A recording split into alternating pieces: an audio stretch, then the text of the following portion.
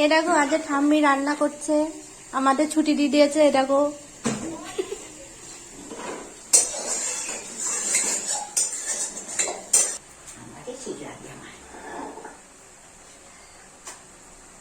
কি রান্না করছো?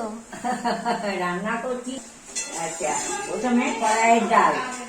আচ্ছা, তারপরে একটা চচ্চড়ি হয়েছে সমস্ত সবজি দিয়ে। তারপরে এই কলার তরকারি, তারপরে চাটনি, তারপরে বড়া ভাজা, তারপরে বেগুন ভাজা, বড়ি ভাজা, এই সমস্ত। খায় না কিছু না, আমরা আগে করে নিই এসব। আর সাজা নিয়ে। তোমার বয়স কত?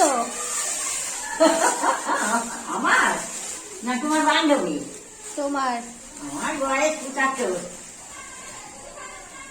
75 হয়ে গেছে। স্নান করে পুজো দিয়ে নিলাম।